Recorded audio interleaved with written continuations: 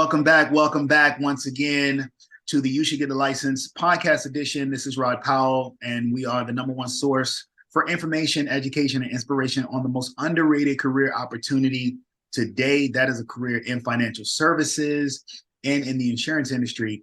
Today, really excited to speak to our guest. He's someone who has accomplished a lot, a Wharton Business School fellow, coming through here. So he's the real deal. But really someone who started in this industry, kind of started on a conventional path, went into the investment securities, branched out, built his own firm.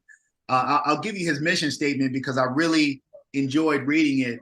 The mission of Everett Capital is to inform, educate, and empower our clients through holistic, goal-based planning so that current and future generations may have access to the knowledge and tools to grow and protect their assets, thereby ending the cycle of poverty through the placement of specific wealth-building vehicles and strategic execution.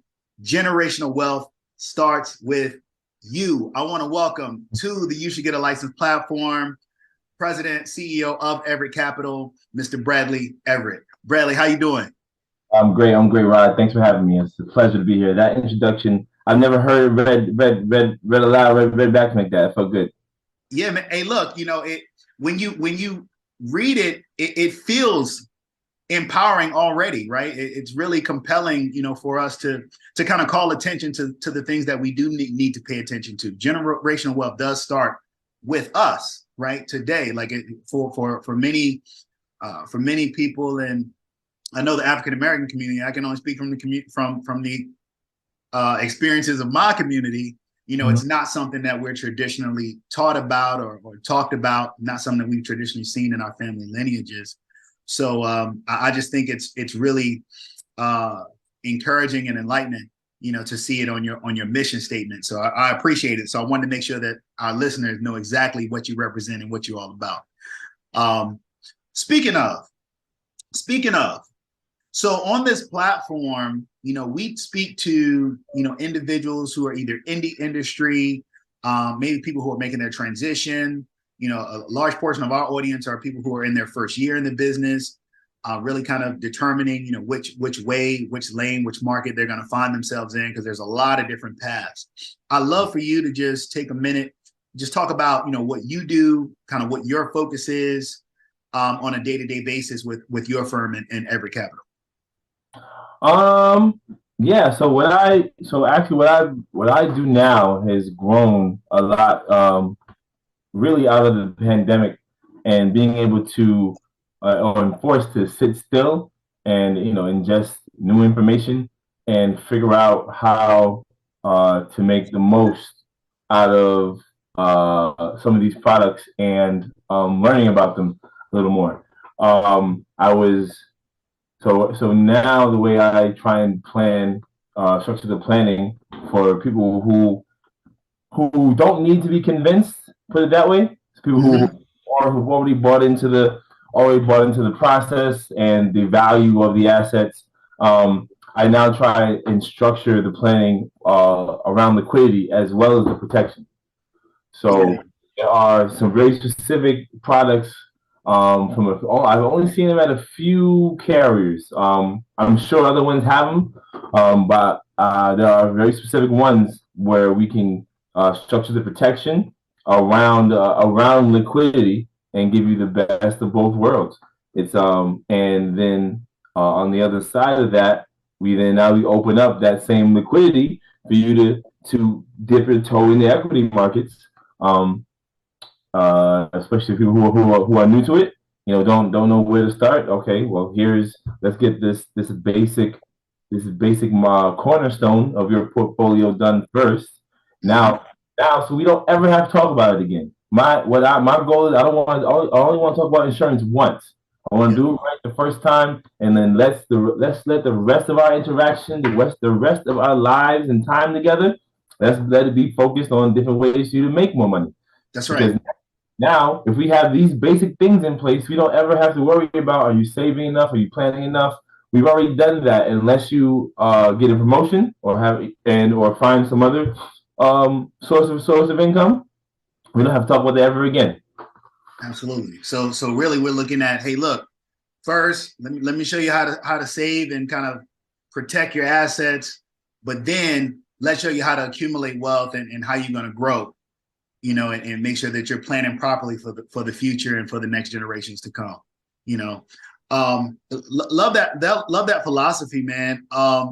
Coming into this industry, is that like what you do now? And I like to say asset preservation, wealth accumulation, right? Yep. So where you are now, is that something that you always kind of had an aspiration for? Or is it, something that you found like in your adulthood? I know you have a rich history. You've done a lot. I know you come from a great family. Like, tell me, take me back to like 9-year-old, 10-year-old Bradley. What were you thinking about doing as you grew up? That's a great question. I think I wanted to be a fighter pilot. Me and one of my childhood best friends were like obsessed with like airplanes and stuff. And he went on to become a shuttle mechanic, which is really cool. I didn't delve into the world of money until the beginning of my real world adulthood, being out on my own, maybe around 2012, when I was out on my own trying to budgeting for myself, working a few jobs, trying to understand the flow of my the cash flow. Essentially, now I know to be my balance sheet, but the cash flow of my person and how I'm spending money here, how can I trim back in this way or that way to make room to spend or buy these things. And then I really had my eyes open during my time working at Madison Square Garden. And while I was there, I got to see the difference between. So every night I was doing the instant replay for the referees. So I would sit courtside, and whenever there's replay, now I would flip the monitor around. You've seen them now, and they go and they watch the play. At the Garden, that is the last seat on the table before the seats that are sold. So right next to me was always someone who had paid for this seat, and I didn't because they was very unassuming looking people. Didn't really know until one day the guy had a lobster, and I asked him, "Hey, that wasn't in the media room because we would get our food from the media room before the game. Still great spreads, but I was like, hey, where was lobster at?" He said, "Oh, that's from the Duck Lounge, didn't you?" He thought I was there with him, and I thought he was there with me. So we were both confused as to why we had the wrong plates.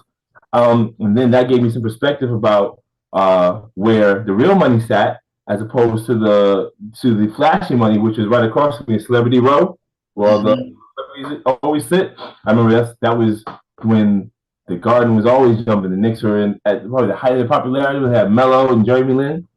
So all those game nights, there was all the celebrities there, and then I seeing that difference and how that money was represented on the person was what really kind of opened my eyes.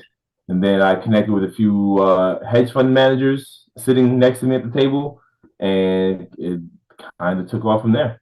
Wow, man, that's an amazing story. So let's talk a little bit about the difference between the insurance and the financial planning and advising side, because I think that sometimes people get a little confused about what falls where.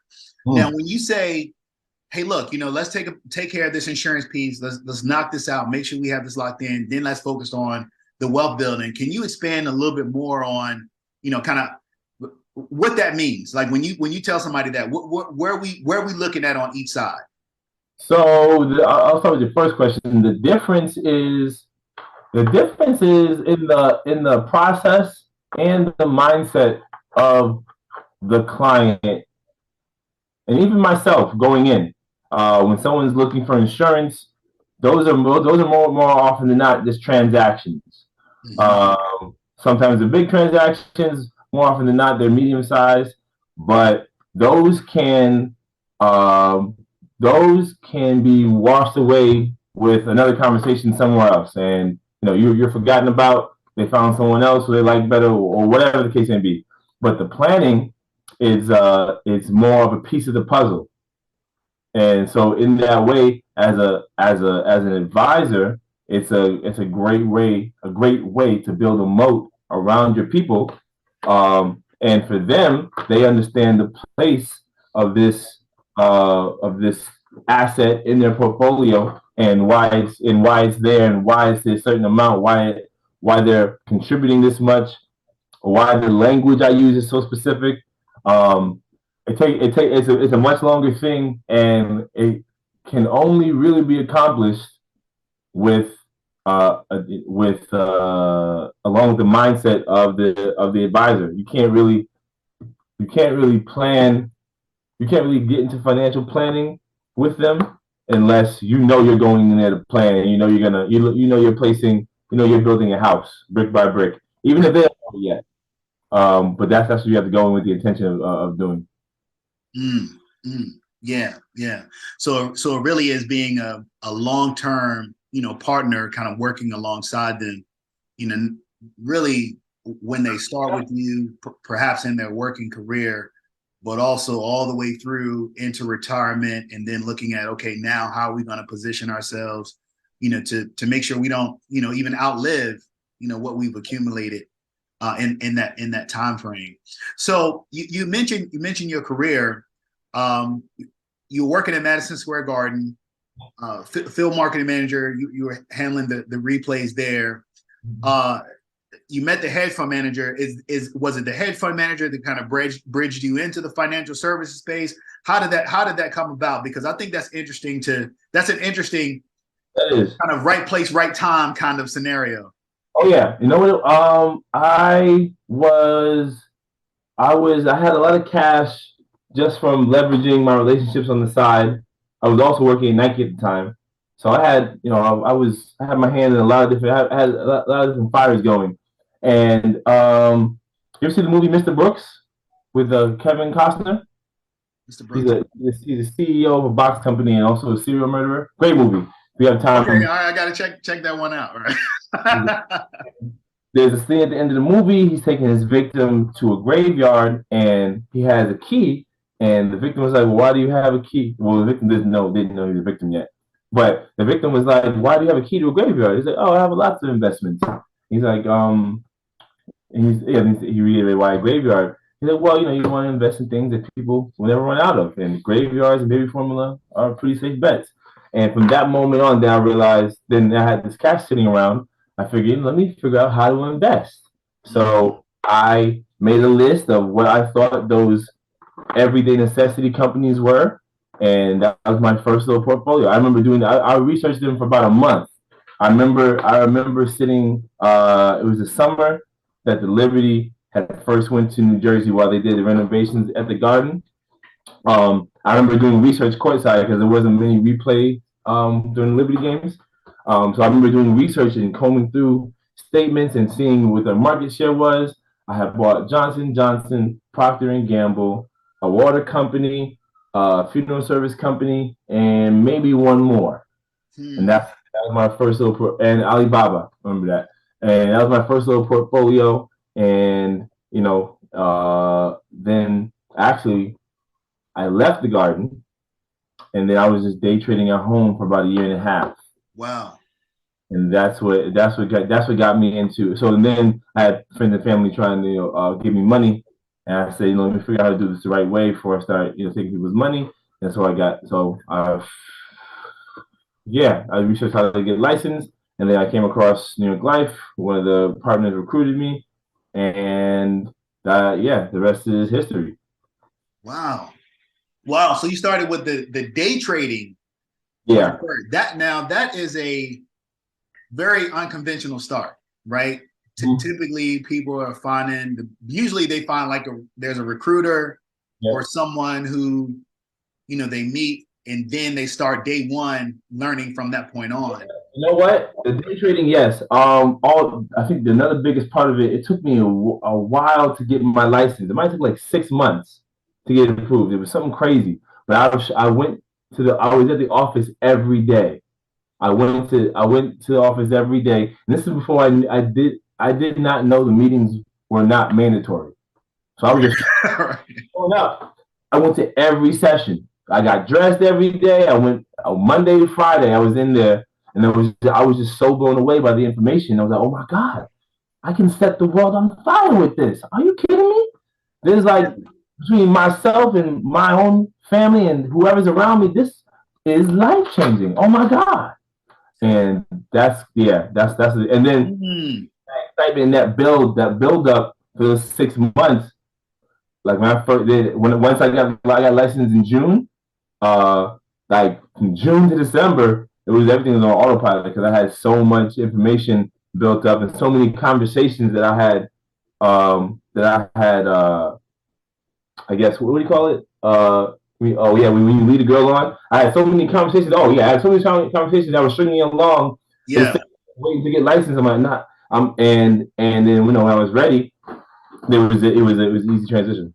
It's like floodgates just open up soon as. I mean, you had to be doing well day trading for people to say, "Hey, can you do something with my money?" Yeah, exactly. Yeah. I think back then I was making like so what's so crazy is I've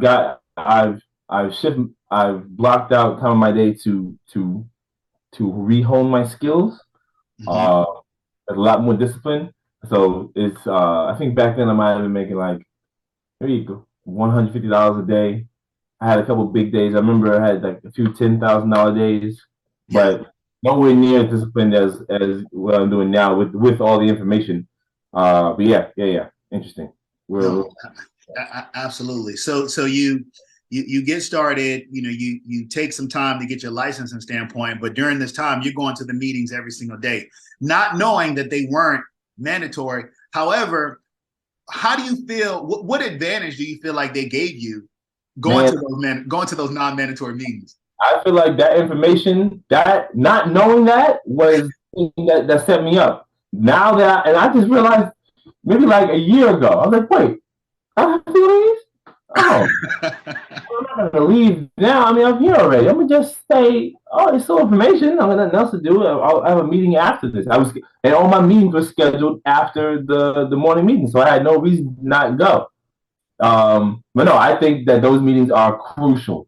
Yeah, it's important. Oh my God! But they also need. I mean, everyone's different. Everyone learns differently. I think effective trainers. Yeah. Is also very important. I had this maybe the partners always did it. Everyone in that office was a great storyteller. So they all had something, some riveting story to tell to pass the message on. And then the information is also just so amazing. And at the same time, when I was starting my family, so let me get one of those and get one of those. Right. This one's for me.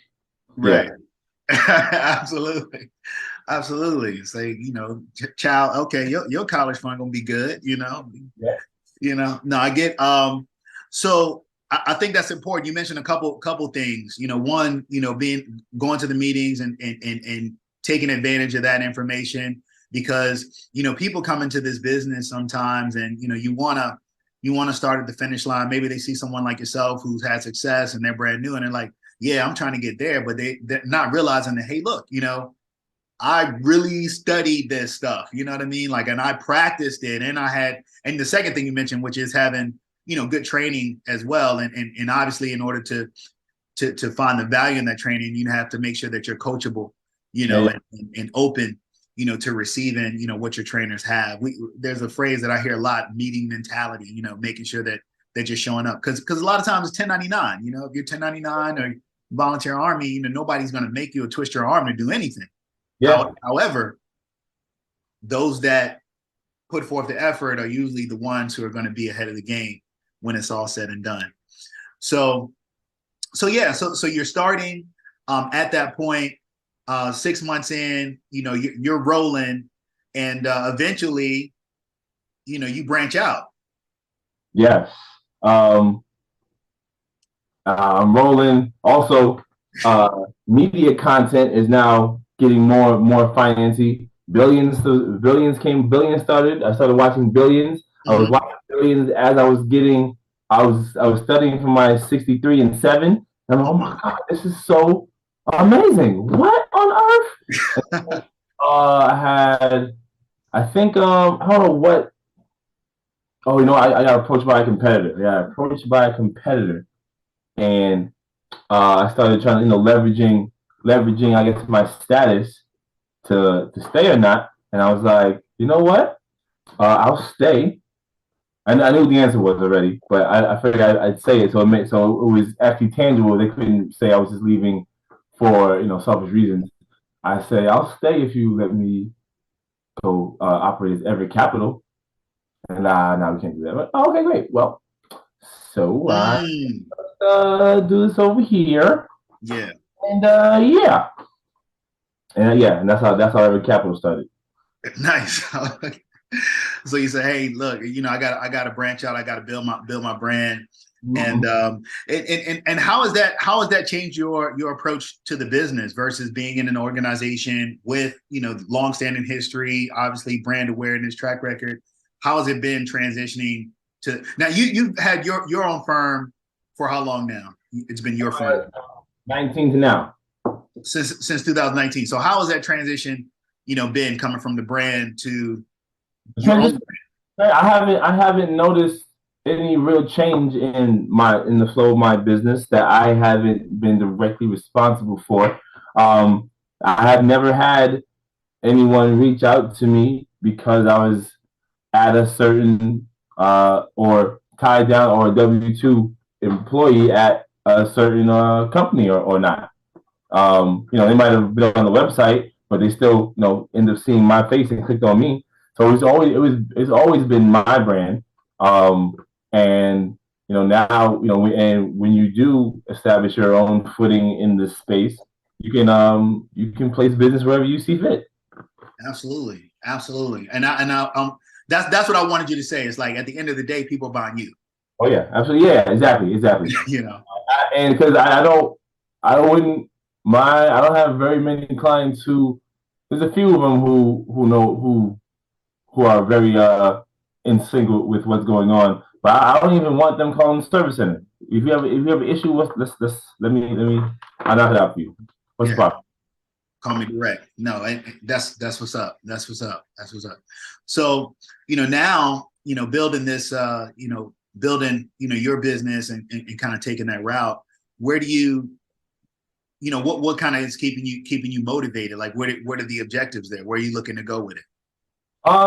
What's keeping me motivated now? I'm always motivated by sharing the information with people who need it around me and who want it.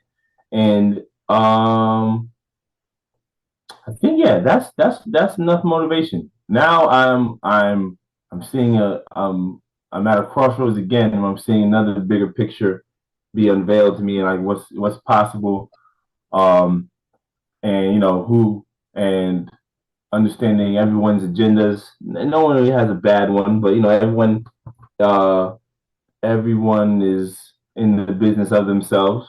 So trying to figure out what being in the business of myself in my household and family really looks like is something I'm kind of researching and experiencing now. No, that's a big statement. That's a big statement. I won't probe you on that one, like on the record, but that sounds like a off camera conversation. Okay, so you mentioned starting license, then going for your securities designations. Mm-hmm. There's a oh man, whenever I think about going after the securities licensing, it kind of gives me the chills. I mean, like talk to me about the value of adding those designations on to your license. Like what doorways have you seen open up from that? I know there's it's really just the information and being comfortable around it, and being able to share expertise that aligns with the media, because that's what anyone is going to want to talk about or hear. Can you speak on what I'm hearing in my day-to-day, on my commute, or in my newscast? What do you think about that? What should we do? And the answer is really that I haven't. I mean, I might be talking from an informed standpoint, but I haven't come across too many people who are just prospects, clients who are just so advanced that they needed me to recite or I needed to have memorized this chapter from this Series 7 book. Like it's really, really a lot of common sense planning and placing, and really all you really need to do is continue to paint the big picture for them. Do you think taxes are high or low now? Do you know what tax bracket you're in? Do you think taxes are going to be higher or lower later? We are right. What makes sense? And then bringing it all back. Okay, if this, then that. Let's reallocate some of this here, so that down the road, with doing this logical trajectory. Did you see? Don't Look Up. I'm probably making a lot of I saw that one. There's a meteor. What do you think is going to happen? Let's prepare for that. Right. It's just really, Right. No, absolutely. Like when people, so for someone who is, getting their license now, would you recommend them, getting that securities designation, like going after it immediately? Would you say, hey, wait a couple of years, then do it, or wait till you have, kind of the clientele of the book of business to service it? What would be your thoughts on, kind of guiding someone to take that next step? I would say wait on it. Yes, the annuity space is great, but you know what? Now I say out loud, I have not done a rollover in like maybe 4 years. Yeah, interesting. And you start thinking about it. You was like, I need to do some rollovers. I remember the feeling like coming back into the office after my tests, and like I want to place this business now. I can't wait. Who am I gonna call? But then understanding the landscape. You might not need to get it yourself. What if you just start working with other advisors, another older advisor who has his license, and you can place business with him, and you guys can work with and off of each other. Yeah. And doing business, not only having those designations, but you're doing business in a city like New York. It's one of the biggest cities in the country. Lots of activity. Like, what is that climate like for your business? When I started off, I had ingested and regurgitated all the dogma. I was prospect like you breathe. I was everywhere. There was no one who wasn't getting some of this work right on the line. I was just, and I had no fear. I didn't think about it twice. It was just natural. But then I started to realize this isn't. Not everybody can come. Your skin folk aren't always your kinfolk, and not very few people like to be sold anything. So what I've evolved into now, I play a slow game. Actually, I've noticed from conversation today, the longer I'm engaging with someone, the easier the transition is into getting them to do what I want them to do. It's so like I can't even. I probably got to show you just the text thread from today. It was. I was like, how on the earth did I just do that? That was amazing. Okay, because I have this business owner who I've known since probably mid 2020. And I didn't know what I was going to do for him, if I could even do anything with him or anything. He was also pretty candid about the scope of his business. And then today, just discussing something super not about it. I was like, yeah, we should, you can always do a buy sell. Oh, yeah, you're right. I was like, oh, hold on, I got you right now. Yeah. Nice. No, it's excellent, man. I mean it. it seems like at this point, this is really just it's not even, it's not a job, it's not a career thing. It's really just like a part of your lifestyle, right? I think that's where the real value for people can really be held, as let this be part of your identity, part of something that you can do for the people around you, or at the drop of a dime. Um, depending on the situation, you might not have to always be closing. You might be able to hone some other skills, derive other sources of income, and then derive a professional network of people, high value individuals who that you can just bring value to just with your energy alone, and just your wealth of knowledge about money and business and things like that, and you can get close enough. And when the opportunity to play some business arises, it'll be natural, and like, you did this the whole time? Like, yeah, I own this. Oh, my guy. Okay. Boom.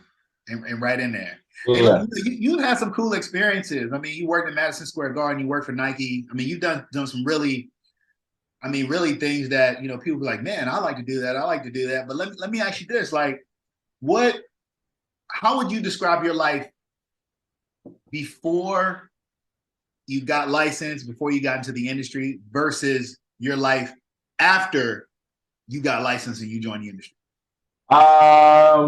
Before, I've always been, I guess I always like to say I've always been calculated, but I know now I'm a lot more calculated. Try and think 10 to 12 steps ahead. Like, okay, what are the consequences of this? Where could this go? What can I do here? What can this opportunity lead to for these people? So I'm a lot more calculated and strategic with a lot of, I guess, with money and as a whole. But I'm always looking now. I'm a lot more than I used to. I'm always ingesting information, and it has made me into a know-it-all. And you always think he's right. I just happen to be right most of the time because I read it. I read the instructions. That's why I worked. What's your problem? Right. Say it ain't bragging if it's true. Yeah, I'm like, yeah, you're right. Stats. This is why this happens, and you have to just follow through. Yeah, absolutely. Do you feel like the industry has, and I mean this like in an evolutionary kind of way, do you feel like the industry has changed you as a person, like growing up? Absolutely. Especially in realizing the intricacy and some of the things that a lot of the 1%ers are doing with these assets. It's given me it makes me sit back and watch a lot more often. So I mean, honestly, we haven't had. I think it might be going back to having some of the conferences this year, but I know I haven't been to one since 2019. But I don't feel like I'm missing much. I would love to get back around people, but I like it here where I can just ingest it on my own and watch, and and try and gauge for myself what the next move should be, or how to implement that in my own practice. Absolutely. Speaking to that, do you find that in this environment, the virtual environment that we're in, do you find that you're doing more business on the virtual side now, or are you still kind of going out as much? I know you were in a face-to-face meeting, prior to our conversation, but what do you see as the kind of the majority now? I do. It's funny. I'm mostly virtual unless someone needs me to be there. If I have an opportunity to be around somebody I haven't seen in a while, I'll always take that. I always go to people, any events that we're invited to. But it was funny is one of my another agent at New York Life. Remember, I was looking back at our conversation back in like maybe mid 2019. He had asked, he said, "Hey man, have you ever done like a Zoom meeting?" I was like, "No way! I would never do a Zoom meeting. Are you kidding me? You better get them in the office." And get to the dry erase board. You show them your stuff. Don't ever do no Zoom meeting. What's wrong with you? That's so crazy. And I think about that like maybe once, like twice a year, and I always send them a text. But yeah, now there's a lot of remote things. Depending on some of the elderly women, especially like the in person. So I'll always make sure I'm there and available to do that with them. Okay. Yeah. Right. Yeah. Yeah. I'll just ask because I definitely see, especially from a expansion standpoint, whereas people were typically kind of focused on their geographic area. Mm-hmm. Now there's, people are expanding their businesses like across the country, and like Zoom seems to be making it more palatable, to do that. Social media has helped enormously. Without a doubt. What do you think about the, all of the attention that like financial education and financial literacy is getting now, in that environment, the social media environment? Oh, it's great. It's amazing. It gives me more opportunity to say I told you so. Right. Like, hey, remember this? There you go. I'm gonna leave this here. Right. Just hey, let me shoot you this TikTok real quick. See that.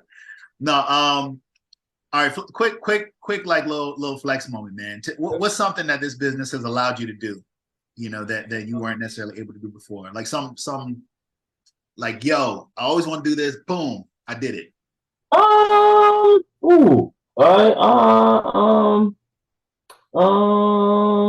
That's a good question. I don't. I guess you know what? I can't say it's something I've always wanted to do, but it has allowed me to start.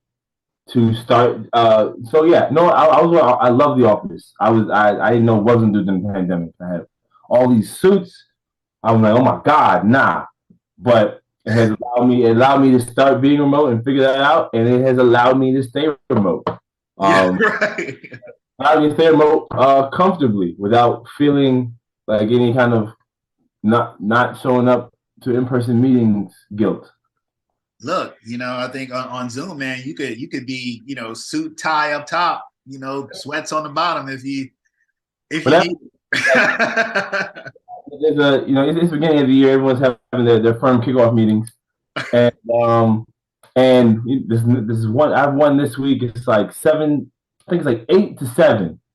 And I'm like, why do you think we have the attention span for that? Hey, you coming? Yeah, no, I won't. I'm not. I respect you guys though. I respect you, and I'm there in spirit. Send me all the slides. I don't know if I have the band. I gotta drive. What? Okay. They save that gas. Send me the recording. I got you. I know. Is there new information? Have the laws changed? If it's the same information, I listen. We can do this. I am still here. I got you. No doubt, man. No doubt. Hey, look. So let me ask. What's the at this stage in your career? I mean, you made the transition. You're running a successful firm on your own. You're working on your own terms. You're building out. You got your own team, your own crew. What's the dream for you now? What's the ultimate? I want the dream now or the goals now have evolved to running a successful practice based off of referrals. Like I think I'm going to thrive a lot more with a close group, because doing the planning, because I really can't do the transactional that much. I mean, I have, but it's like, oh, you're missing so much. You sure? Okay. All right. But then having the planning, it's so intricate, and everyone needs, at least in the beginning, a lot of attention. Yeah. So and a lot of hand holding through the setup process, and that can take as long as they want, honestly. But most of them take about maybe 6 months to a year to knock out everything, all the setting up the planning, the trust, set it up, and, getting in a groove.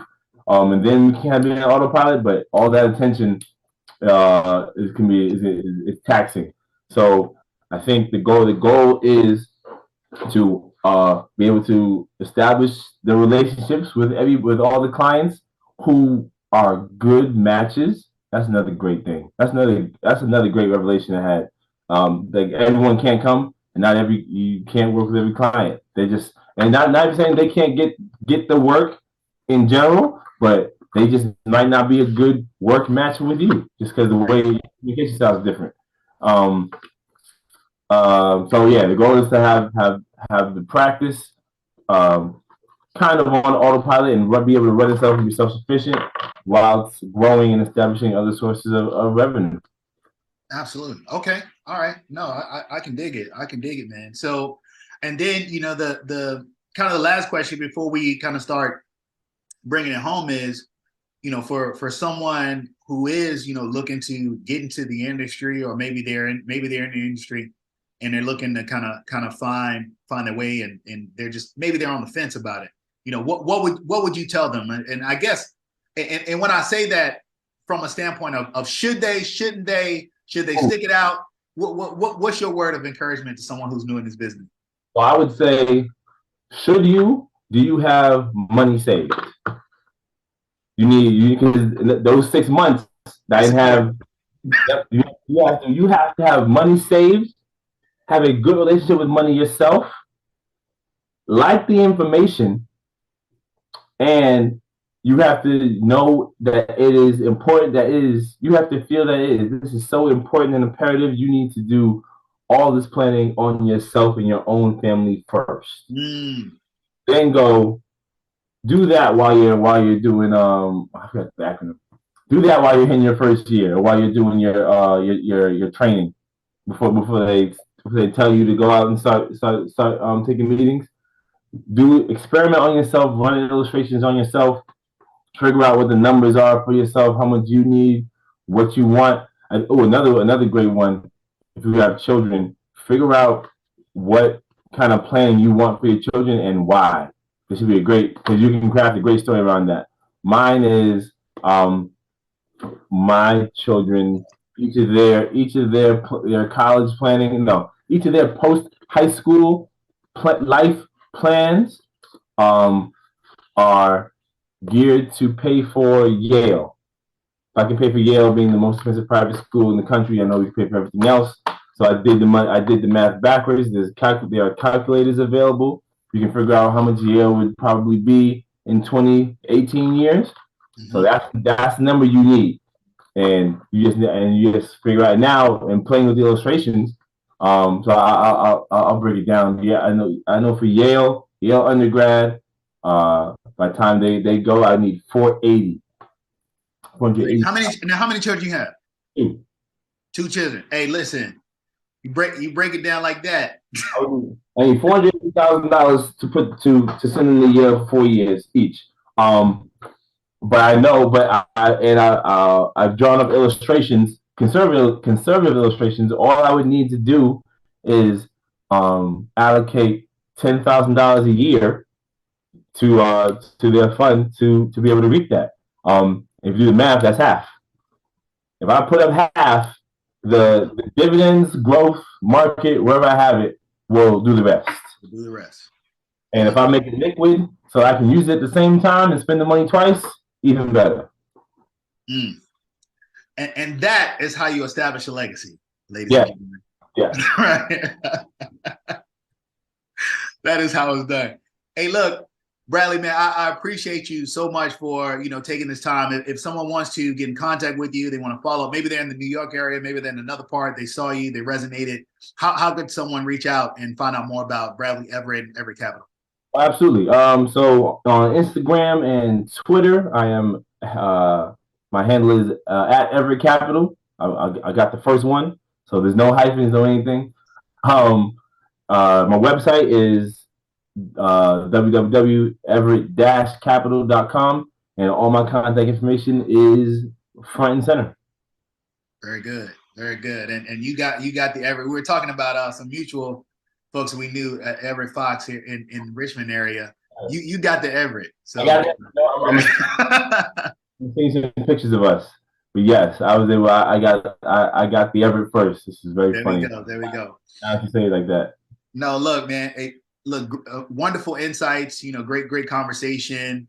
Really appreciate you and just kind of being an open book, sharing your energy, sharing your story to us. And for those who are listening, listen, you heard what he said. He said, look, first of all, make sure that you got some savings, that you're prepared to kind of take this journey. You got to have a passion for it. You got to love the information. You got to love getting it and apply it to yourself. Make sure that you're applying it, take care of yourself first before you try to go out and do something for somebody else. Make sure that your business is in line, and be coachable, be trainable, and make sure that you're attending those meetings, getting as much information as possible. And maybe you heard something in this conversation that has you thinking to yourself, wondering, maybe you should get a license. Until the next time, peace.